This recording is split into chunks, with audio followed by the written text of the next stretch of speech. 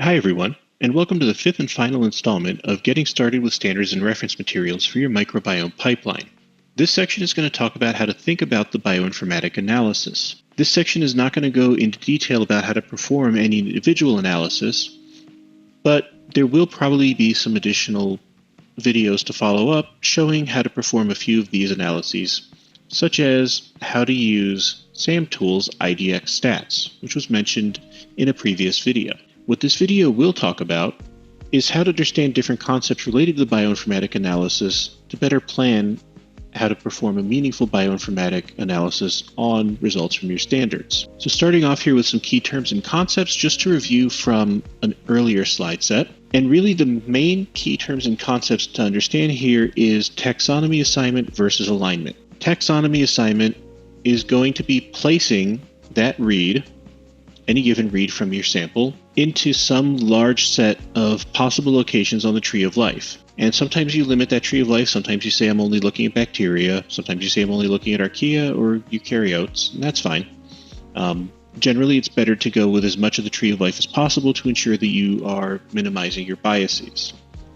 One thing we do know is that the genome space is going to be fairly large. By genome space, I mean where that read could be assigned. Alignment, on the other hand, is what you do when you have known expected sequences from defined species, such as what you would get in a microbial standard reference material made with standard reference microbes. These are the kind of microbes that might be obtainable from an organization such as the USDA or ATCC, where there is probably a well-annotated, well-assembled genome available somewhere. This genome space is just going to be limited to the reference microbes in your sample, and those can be provided to the aligner. So a much smaller space where the sequences can be placed. To put a finer point on it, alignment is essentially taking a set of reads, which we see here, and aligning them to known reference genomes for the microbes. And in this case, what we're showing is the known reference microbes in the Zymobiomics microbial community standard reference material.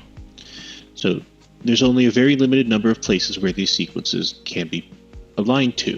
This provides us a few advantages. Again, limited genome space. We really have a very limited number of places to put any given read or declare the read unalignable. And this is possible because in the case of a standard reference material, we could say that we have a lot of prior knowledge of what's expected here. We wouldn't necessarily have this same prior knowledge if we were working with an unknown real biological origin sample input. So it's perfectly valid to heavily bias towards known and expected microbes in this case. Alignment is typically a much simpler algorithm with a lot less ambiguity of aligning the read. The alignment is going to be to a known portion of a known reference genome, or maybe it will be declared ambiguous because you really do have a sequence that is potentially coming from multiple locations. Because you have a fixed reference genome for the known microbes in your sample, you're going to remove a lot of potential confounding due to different microbial databases or defects in the microbial database itself, or different performances of assignment algorithm. At their core, most alignments are going to be performing something along the lines of Burroughs-Wheeler for short reads, or Kamer-based for long reads. Taxonomy assignment is a much more complex process, taking into account things like sequence conservation within the tree of life, and really trying to place a set of reads into different locations in that whole tree of life, likely to have a very large genome space. Again, this is covering all the known, potentially up to all the known genomes of all life on Earth, depending on your laboratory, maybe even life off of Earth. These databases are constantly being updated with newly observed genomes, newly deposited sequences, so you might see different results depending on when you collect your database and which database you use. Many databases are also not completely perfectly curated, and it's pretty frequent to find sequences that were submitted to the database that were misidentified, sometimes due to an error of identification, sometimes actually due to just a clerical error where, say, lines on an Excel sheet were off by one. Taxonomy assignment is inherently a more complex algorithm because it has to account for things like conservation through evolution. And so you're more likely to see results varying depending on the database and algorithm used. So a lot more wiggle room, a lot more ambiguity, a lot less certainty about what you see and what you're going to get. We do get a lot of very useful information if we run both of these against our standard reference microbial samples. So as an example here, I have 7 reads, and all 7 of these reads, when analyzed through an alignment-based method, align to Listeria monocytogenes, one of the microbes that is in the Zymobiomix mock microbial community standard, and a very well annotated and very well assembled and sequenced genome. So we're leveraging this to have much less ambiguous read attribution. We can say with pretty high certainty that all 7 of these reads came from Listeria. When we go for a taxonomy assignment approach where we're really trying to place these same reads on the tree of life, we want to start asking some questions. And one of the first questions we can ask, looking even at the read-to-read level, is, was the taxonomy assignment of this read concordant with its alignment? And when I say concordant, I mean that that read was either assigned to Listeria, or it was assigned somewhere close to Listeria, or at least somewhere plausible for Listeria, such as saying maybe that this read came from at least some firmicute. So these 4 reads here that assign to the location that I'm just saying is Listeria with a target on it, I would consider these 4 reads to be absolutely concordant. They assign to or near to Listeria on the tree of life. And that's what you want to see, is concordance as much as possible. These 2 reads assigned further up on the tree of life from Listeria, which probably means you're just dealing with some conserved sequence in Listeria's family, or maybe even across firmicutes. I would consider these to be mostly concordant, not completely concordant, but especially depending on the length of your read, you may have limited resolution. An example of a discordant read would be this one. This read taxonomically assigned to proteobacteria. This is what I would consider to be absolutely discordant, or radically discordant, and if I see a lot of these reads showing up, I really want to investigate why.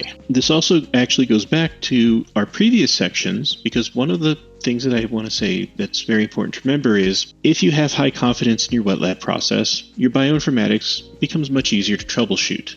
If you're confident that you are getting a very accurate picture of your microbiome, that your sequencing quality is good, that your library prep is on point, and that you have very low levels of contamination being created, it becomes a lot easier to troubleshoot your bioinformatics with confidence that problems that you're dealing with are arising from the bioinformatics and are not noise being generated in the wet lab. Now, a lot of what I talked about here has been for known input samples, but to talk about things that might be coming up in the future, we could have reference genomes for the more complex standards. These are data that have been already released by PacBio, looking at a set of soil samples as well as a Zymobiomix true matrix. And while I had always thought that both soil samples and stool samples are just essentially infinitely complex and incredibly complex and similarly complex, one of the things we see here is that the Zymobiomix true matrix, which exceeds what you would typically expect from a normal stool sample, given the fact that it is from multiple donors giving multiple samples, we actually see that around, say, 30 or so gigabytes of sequencing data generating high-quality metagenome assembled genomes, that's MAGs, we start seeing an inflection point. So the y-axis is showing MAGs, the x-axis is showing the amount of data generated, and again, somewhere around 30 to 50 gigabytes, we start seeing very diminishing returns for increasing data versus increasing MAGs, which means that we have started approaching saturation sequencing of the sample, or at least we can say that we have sequenced anything that is reasonably prevalent in the sample, and probably maybe what's left behind is not as relevant to us. Now, what is interesting is that you can see the soil samples are still linear, so we might still be a ways off from achieving anything close to saturation of soil. I'd like to thank you for your attention. This concludes the core series on getting started with microbial standards. Please do look forward to getting some sections showing some of the bioinformatic pipelines and demonstrating how to do these workflows bioinformatically in the near future. Thank you, and I hope you have a good day. Bye.